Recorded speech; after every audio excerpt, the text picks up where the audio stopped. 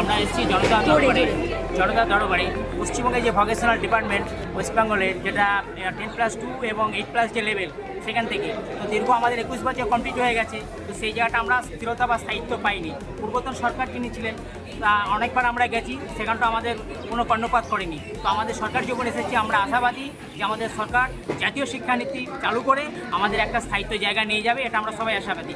আর আমাদের টেকনিক্যাল যে কাউন্সিল বা ভোকেশনাল যে টেকনিক্যাল কাউন্সিল, সেই টেকনিক্যাল কাউন্সিল যে দুর্নীতি, মানে সরকার আমাদের সরকারকে সমস্যাকে দেখে।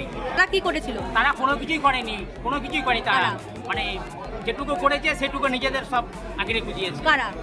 পূর্বতন সরকার যারা ছিলেন আর কি, ঠিক আছে। আর পূর্বতন সরকারে যারা আমাদের আধিকারিক আছেন, আমাদেরও জীবন ওনারা নষ্ট করে দিয়েছে বা লাভ করে দিয়েছে। আপনি আপনারা এসেছেন কি? দেখুন, আমাদের দাবি একটাই যে যোগ্য চাকরিহারারা যারা রয়েছে তাদের প্রতিশ্রুতি দিয়েছিলেন মাননীয় মুখ্যমন্ত্রী তৎকালীন বিরোধী দলনেতা থাকাকালীন।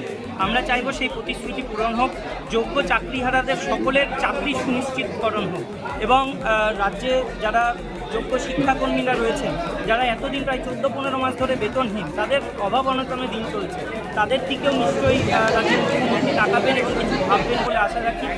31শে আগস্ট আমাদের চাকরির মেয়াদ শেষ অ্যাকর্ডিং টু সুপ্রিম কোর্ট।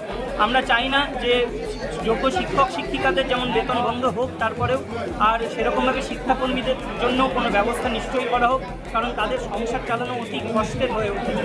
আর চাকরি সুনিশ্চিতকরণ হোক সকল যোগ্যদের। দেখা করেছিল? বারংবার মুখ্যমন্ত্রী দপ্তরে যাওয়া সত্ত্বেও কোনো রকম দেখা তো দূরস্থ, মুখ্যমন্ত্রী দপ্তর কোনো উত্তর পর্যন্ত দেয়নি। আজকে সেখানে জনতার দরবারে নতুন মুখ্যমন্ত্রী শুভেন্দু অধিকারী মহাশয় সরাসরি দেখা করছেন, মানুষের সঙ্গে কথা বিনিময় করছেন। এটা দারুণ পদক্ষেপ। মানুষ এখন শান্তিতে রয়েছে, নতুন আশা আকাঙ্ক্ষা নিয়ে রয়েছে, সেই আশা আকাঙ্ক্ষা প্রত্যাশা পূরণ হবে বলে আশা করি। বাংলা হান্টের আরও খবর দেখতে নজর রাখুন। বাংলা খবর মানেই বাংলা হান্ট।